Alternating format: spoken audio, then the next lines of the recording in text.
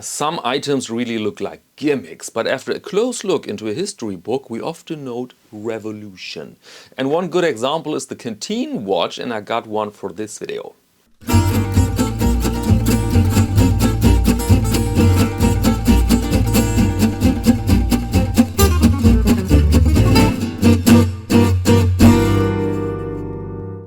Welcome to Caseback Watches, my name is Tim, and our topic in this video is again Praesidus from the United States.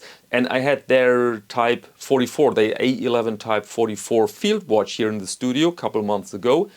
And it was a surprise, it was a pleasant surprise, because first I thought a 32mm watch, a reenactor watch so to speak, in the original size, is this really wearable?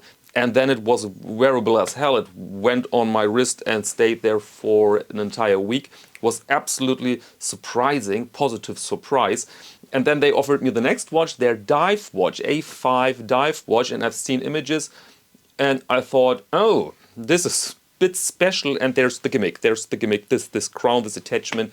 I've seen that on U-boat watches, this Italian brand, U-boat, and on other fashion-like pieces. And then I thought, why did they do this? But at the same time, I thought, well, they delivered something very convincing with the Type 44. And so it's not very likely that these guys present you a really well-made field watch and the next watch is then crap. So not very likely. Let's order that watch. Let's dive into history. And I did.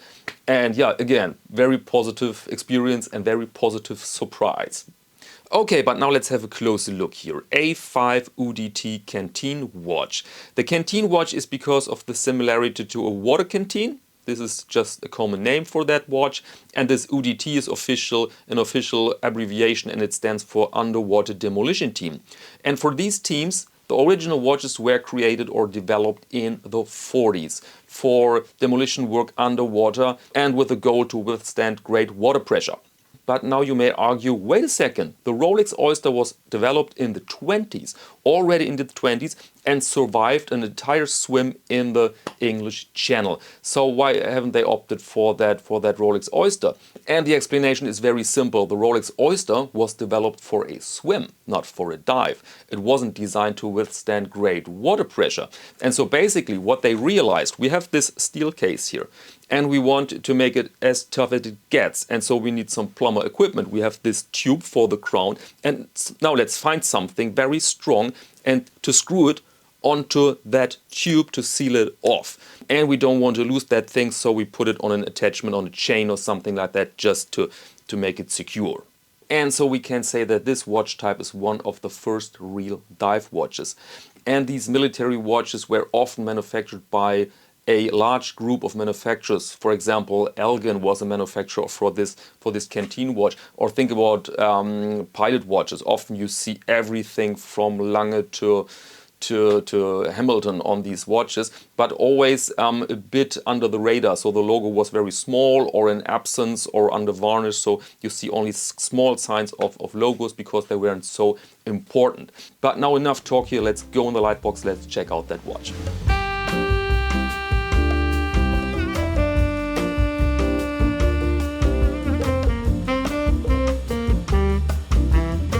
Alright, and there we are with our A-5 dive watch UDT World War II edition. First, let's go over the measurements. The original was only 31 or 32 millimeters in case diameter. Here we have 38, so more contemporary, and the lug-to-lug length is 46 and the thickness is 12.5. The watch looks a bit thicker, by the way, because the strap is very thin. And the case is rather, or the form is rather rustic, like a slice from the tube, basically. The lug width here is 20. We have a sapphire crystal on top. And inside we have a Swiss-made movement. This is the P024 soap rod, which is basically a clone of the good old ETA 2824. And therefore we have the usual specs. So 28,800 beats and a power reserve around 38 hours. Alright, and now let's begin with the dial. Legibility is king here, but when you angle it a bit, you see a bit of writing under the lacquer, under the varnish. And this you see, in fact, on military vintage watches, because the military doesn't care about brand names, they care about legibility, and so often they covered these brand names. Also the hands, very legible, very military, lot of lume. Here I show you a lume shot. And so a super usable watch. Comes on a rubber strap.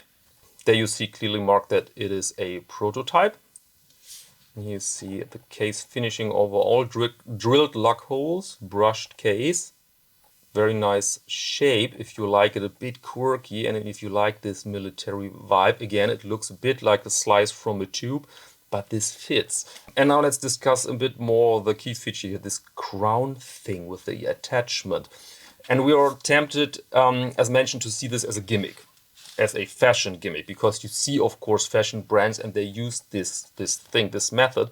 But back then it had a function, because the crown was also a bit of plumber's equipment. It was just some sort of nut you screw on another tube, which is the thread for the watch crown, the actual watch crown. And of course it was very easy to lose this crown then, and so they attached it to the watch so that nobody could lose this crown. And it's full functional, and you really have some thread here to wind, and there you go. There you see now the actual crown. You need to wind the watch and to set the time. And this was extremely difficult to pull out that thing. At first I thought, oh, I'm missing the point here. I have overlooked some method to set the time, because it was impossible to pull this thing out. And then I used a plastic guitar pick as a tool, and then it worked. And now you really need your force. Excuse my hands, as always. Leather dye on it. And now you can manipulate the hands. There you go. There you go. And this feels extremely nice, I must say. Very, very good. And then you can screw it again. And there you go. Now you're good to dive, good to make some demolition. And with all these features, with the sapphire crystal and this crown construction, the watch now reaches a water tightness of 200 meters. This is more than the original. But I think in modern times we really want our dive watches a bit tougher than these oldies from World War II. And now my only piece of criticism here is the polishing quality of the case, especially here the case back. You have extremely sharp razor blade-like edges here. This is not super comfortable. It can ruin surfaces of furniture, for example. And so if this was my watch, I would polish this a bit with Cape Cod. You know, this cloth with a bit of abrasive material on it in oil, so that you can break these edges a bit. This is just too rough and too sharp for comfortable use. So there I see a bit room for improvement.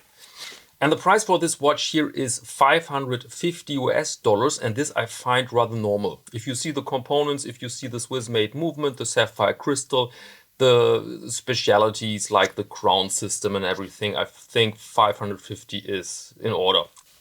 And here you see now the watch on my wrist, 17 centimeter wrist, 38 millimeter watch case, relatively high watch. And I wear it a bit more in that direction so that I'm not constantly in contact with the huge crown. And this works well. Now you can move, and the rubber strap's a bit flexible, so you can pull it tight without feeling it uncomfortable. And so, yeah, very decent look. But of course, we are really in the segment military watches, so you have to enjoy that aspect. Okay, welcome back, and now let's carry on with viewers' images sent in by you. And let's start here with James from Canada, and he writes, "Sporting my trusty Vostok along the banks of Lake Ontario in Toronto. After 2 years in Panama, it's nice to have seasons again. Always enjoy your channel, Tim." Yeah, thank you very much, and I can imagine that the absence of season might be a bit of a challenge, but after our winter here in northern Germany, I always think, oh man, these seasons here are a bit too strong. I would love to stay for 2 years in Panama, but okay, these are our perspectives, I think. And so thanks again, James, for sending this in. Let's carry on now with Fergal from Ireland. And he writes, "In my garden today in a blustery spring afternoon in County Wexford, Ireland, with my recently acquired Omega Seamaster Master Coaxial chronometer. I must say it's the most beautiful and highest quality watch I've owned so far, and a marvelous timekeeper. Mine is a 2022 example. Yeah, that's absolutely a great watch. And I find it always remarkable how easy it is to spot them because they're so legible and so bold with this distinctive design. And this watch reminded me, I saw a Railmaster, Omega Railmaster, a couple of days ago on a forum, and it was advertised there for, I think, 9,000 euros. And I thought, wow, it's a relatively simple watch, but it was in great condition, but 9,000 euros. But then it went down. The seller had to recalculate his asking price. And I think it went down to 8,600, but still a lot of money for a watch that were seen back then as pretty much mid-tier.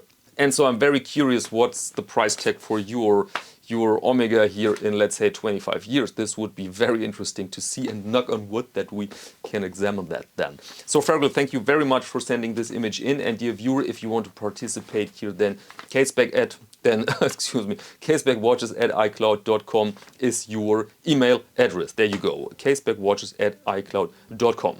Finally, a little update on my own behalf. I finished the Caseback Courier, very happy with it. I've been using it now for, I think, 2 or 3 weeks, and it's amazing performance. I use it really for heavy payload with books and laptop and everything. And I like to test it for 1 more month, and then you will find it at casebackwatches.com. Alright, that's all for this video. Thank you very much as always for your attention, and see you next Friday.